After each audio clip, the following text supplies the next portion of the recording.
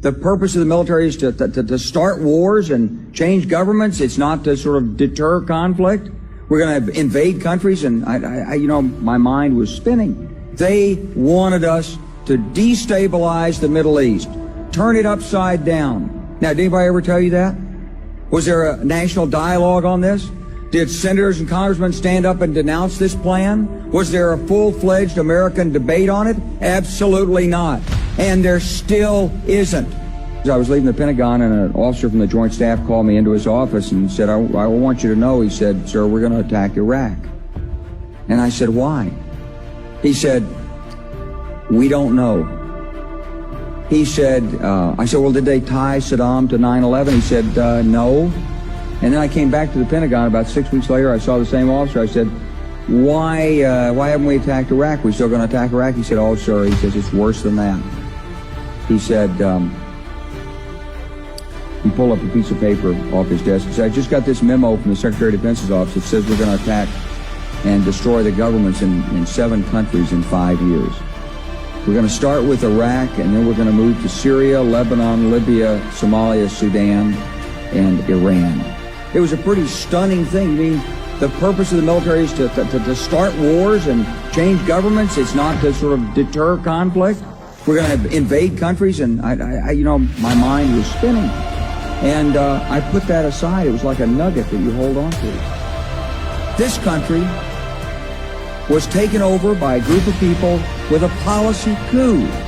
Wolfowitz and Cheney and Rumsfeld, and you could name a half dozen other collaborators from the Project for a New American Century. They wanted us to destabilize the Middle East, turn it upside down, make it under our control.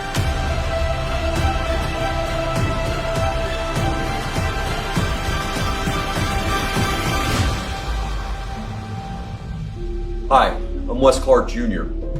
My father is General Wesley Clark, and he ran for president. I'm not a very important person myself, but because of my relationship with my dad, I got targeted. I got targeted by a cult, by foreign nation states, by extremely wealthy individuals, all kind of working together. I'm not the only person this has happened to.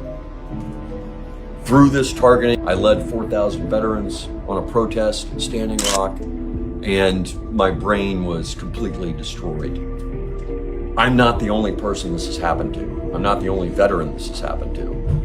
There's been a program that's been going on for years, and most people who fall victim to it, they can't tell the story. I describe it in a podcast I did for Midas Touch called American PSYOP. It explains how it works, who's behind it, and the effects it has both on individuals and on our society at large. So if you can, please listen to American PSYOP, but go into it and understand you may not look at the world the same way again.